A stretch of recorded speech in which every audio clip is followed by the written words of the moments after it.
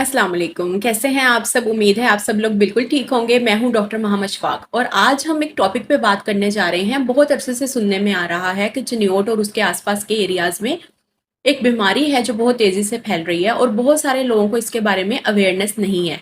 तो क्यों ना हम आज इस टॉपिक पे बात करें। टॉपिक हमारे पास है एड्स। बहुत अरसे से सुनने में आ रहा है कि एड्स एक ऐसी बीमारी है जो बहुत सारे लोगों में फैल रही है और लोगों को पता ही नहीं है कि हमारे अंदर एड्स फैल रहा है या हमें क्यों हो रहा है, किस वजह से हो रहा है। बहुत सारे लोगों को इसकी अवेयरनेस है, बहुत सारे लोगों को इसकी अवेयरनेस नहीं है। तो सबसे पहले हम ये देख लेते हैं कि एड्स आखिर है क्या, ये हमारे जिस्म में किस तरह की तब्दीलियां करता है और ये किस तरह से हमारे जिस्म में ये वायरस दाखिल होता है। तो एड्स का जो वायरस होता है हमारे पास उसे HIV वायरस बोलते हैं, ह्यूमन इम्यून डेफिशिएंसी वायरस, और एड्स को बोलते हैं एक्वायर्ड इम्यून डेफिशिएंसी सिंड्रोम। अच्छा, अब एड्स में होता क्या है कि जब ये वायरस हमारे जिस्म में दाखिल होता है HIV वायरस के नेम से, तो ये हमारे जिस्म में क्या करता है, हमारे अपने ही जो इम्यून सेल्स होते हैं, जो वो सेल्स या वो चीज़ें या वो सिस्टम जो हमें हमारी हिफाजत करता है, हमें बीमारियों से बचाता है, उसी सिस्टम के खिलाफ ये काम करना शुरू कर देते हैं। HIV वायरस उसी सिस्टम के ऊपर जाके हमला करता है और उसको ख़राब करना शुरू कर देता है। यानी कि हमारे इम्यून सिस्टम पे हमला करता है, हमारे वाइट सेल्स पे हमला करता है, वाइट ब्लड सेल्स के ऊपर हमला करता है जो कि हमें बीमारियों से बचाते हैं। उन्हीं सेल्स के ऊपर हमला करके उनको ख़राब करना शुरू कर देता है, जिसकी वजह से हमारे जिस्म में कोई भी बीमारी, कोई भी इन्फेक्शन ईजिली फैल सकता है। और एड्स वाले जो लोग होते हैं जिनके अंदर HIV वायरस आ जाता है, बेशक उन्हें अभी एड्स की एक स्टेज नहीं आई होती, एक एक्यूट स्टेज में होते हैं, स्टार्टिंग स्टेज में होते हैं। उनके अंदर जो अलामात हमें नज़र आती हैं वो उनको बहुत लंबे अरसे तक बुखार रहता है, ज़ुकाम रहता है, खांसी रहती है। इसके अलावा उनके छाले पड़ जाते हैं मुंह में, या जिस्म के ऊपर रैशेज़ आ जाते हैं, या फिर बहुत सारी ऐसी वजूहात होती है, जिस्म में थकावट सी रहती है, जिस्म में दर्दें सी होती रहती हैं। तो अगर किसी को भी कोई इस तरह के मसाइल पेश आ रहे हैं तो उन्हें कोशिश यही करनी चाहिए कि HIV या एड्स के जो स्क्रीनिंग सेंटर्स बने होते हैं हमारे शहरों में, वहाँ पर जाएं और अपनी स्क्रीनिंग करवाएं।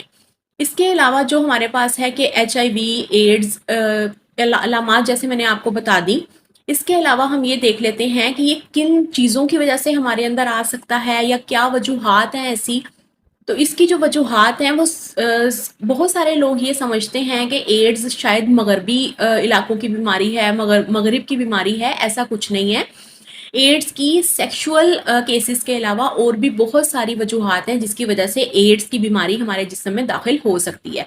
जैसा कि वो लोग जो एक दूसरे के नेल कटर्स, एक दूसरे की सिरिंजेस ये यूज़ करते हैं, या फिर हाइजीन का ख्याल नहीं रखते हैं। कुछ ऐसे इदारे बने होते हैं जहाँ पे हाइजीन्स का ख्याल नहीं रखा जाता, या फिर ब्लड के ज़रिए जो बीमारियां हमें फैल सकती हैं। तो एड्स भी हमारे अंदर ब्लड की वजह से फैल सकता है।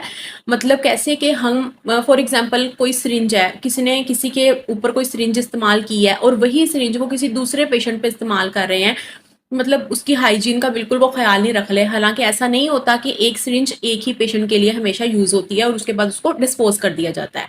तो अगर आपके साथ कुछ ऐसा हुआ है, या आप किसी ऐसी जगह पे गए हैं, या फिर आपने अपने दांतों का कोई ट्रीटमेंट करवाया है जहां आपको शक हो कि आपके लिए जो आलात इस्तेमाल किए हैं वो हाइजीनिक नहीं थे, या फिर उनको धो के या मतलब सेप्टिक उनको इस तरह की टेक्निक यूज़ करके आपके ऊपर यूज़ नहीं किया गया, तो इस तरह की वजूहात है। या फिर आपने कोई ट्रीटमेंट लिया है, सर्जरी करवाई है जहाँ पे आपको शक हो कि कोई ऐसे आलात इस्तेमाल हुए हैं जिनको उन्होंने अच्छे से जरासीम कश केमिकल्स के ज़रिए नहीं धोया था, तो इस तरह के लोगों में बीमारियां फैल सकती हैं एड्स की। इसके अलावा कोशिश करनी चाहिए कि एक दूसरे की कंघा, एक दूसरे की नेल कटर, इसके अलावा एक दूसरे की यूज़ की हुई सिरिंजेस, ये सारी चीज़ें इनसे अवॉइड करना चाहिए। और ख़ासतौर पे वो लोग जो ड्रग्स यूज़र्स होते हैं, जो ड्रग्स लेते हैं, नशा करते हैं, तो वो इस तरह की उनके अंदर इस तरह की बीमारियां फैलने का चांसेस ज़्यादा होते हैं। इसके अलावा अगर माँ के अंदर एड्स है तो उसके बच्चे में दाखिल हो सकता है। अगर वो प्रेग्नेंट हैं या फिर अगर वो ब्रेस्ट फीडिंग करती हैं तो उनके अंदर भी ये इश्यूज आ सकते हैं। तो उनको भी अपनी स्क्रीनिंग लाजमी करवानी चाहिए अगर उन्हें कोई अलामात जाहिर होती हैं। इसके अलावा अगर आप सेक्सुअली अनसेफ केसेस आपके होते हैं तब भी आपको इस तरह का प्रॉब्लम हो सकता है। तो ये कुछ वजूहात हैं जिसकी वजह से जो है वो एड्स फैल सकता है। और एड्स कोई मगरिब की बीमारी नहीं है, इसके बारे में बात करने में कोई मसला नहीं है।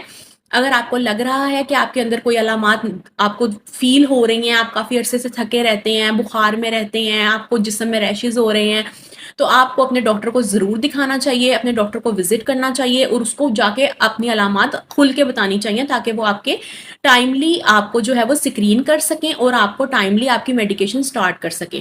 اس کی میڈیکیشن کا ہمیں یہ جو ہے وہ فائدہ ہوتا ہے کہ جو ہمارا وائرس جو ہمارے اندر داخل ہو چکا ہے، اس کو زیادہ پھیلنے سے، اس کی زیادہ ایکٹیو مطلب زیادہ جو وہ ہمارے اندر پھیل رہا ہوتا ہے، ہمارے بلڈ میں پھیل رہا ہوتا ہے یا ہمارے اندر پل رہا ہوتا ہے، تو اس کو ہم کنٹرول کر سکتے ہیں میڈیکیشن کے ذریعے، ٹھیک ہے؟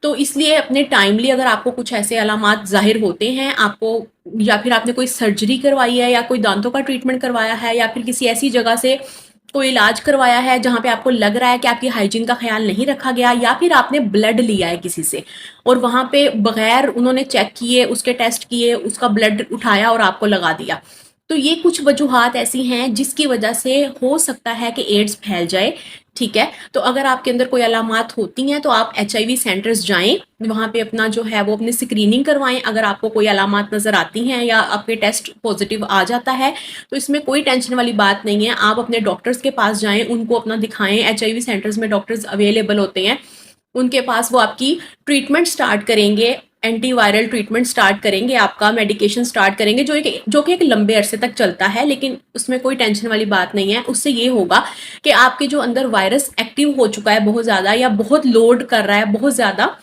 تیزی سے پھیل رہا ہے، وہ اس کو کنٹرول کر لیں گے اور اس کا یہ فائدہ ہوگا کہ آپ دوسرے انسانوں کو ٹرانسمٹ نہیں کریں گے۔